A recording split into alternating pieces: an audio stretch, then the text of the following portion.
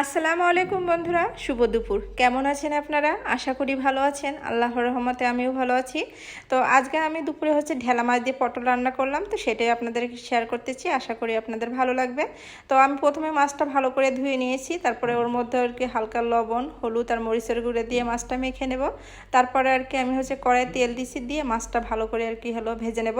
তো আমি কিন্তু এই রান্নাতে দেবো পটল পটল দিয়ে রান্না করব। তো আমি পটলটাও ছিলে ভালো করে পরিষ্কার পানি দিয়ে ধুয়ে নিছি। তারপর এর মধ্যেও আমি একটু হলুদের গুঁড়া, লবণ আর একটু মরিচের গুঁড়া দিয়ে মেখে নেব। নেওয়ার পরে আমি মাছ এবং পটলটা ভালো করে ভেজে নেব বন্ধুরা।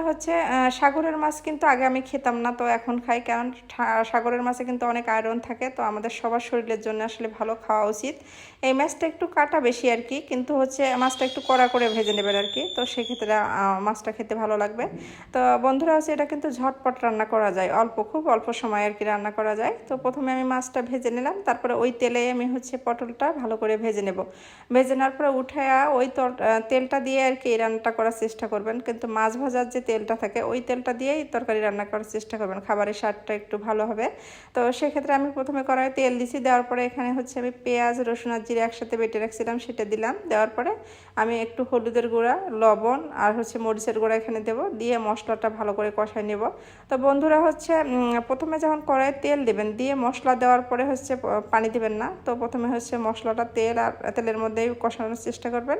তারপরে পরে পানি দিবেন পরে পানি দিয়ে করবেন মশলাটা ভালো করে কষাবেন। তো এইসব রান্নাতে কিন্তু মশলা দুইবার কষালে খাবারের স্বাদটা বাড়বে এবং কালারটাও ভালো আসে।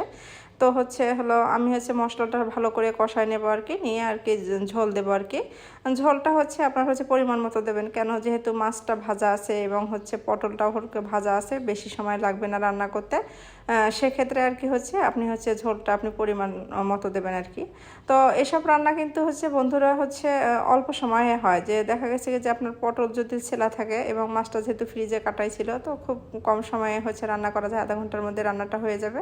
তো আমি যেহেতু স্কুলে গেছিলাম, হাতে সময় খুব কম, তো এসেই ঝটপট এই রান্নাটা করে ফেলাম। আগে থেকে পটল ছিলে রেখে গেছিলাম, মাছটা বের করে রেখে গেছিলাম।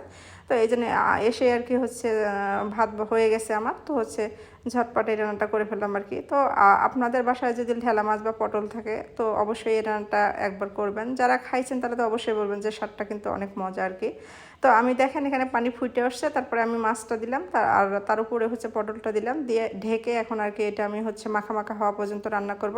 তো এই দেখেন আমার মাখা মাখা প্রায় হয়ে গেছে। তো একটু উপর দিয়ে একটু তেল হয়ে আসলে, তেল বের হয়ে আসলে আমি রান্নাটা নামাই ফেলবো। তো এই যে দেখেন আমার রান্নাটা হয়ে গেছে। তো ভিডিওটি ভালো লাগলে লাইক, কমেন্ট এবং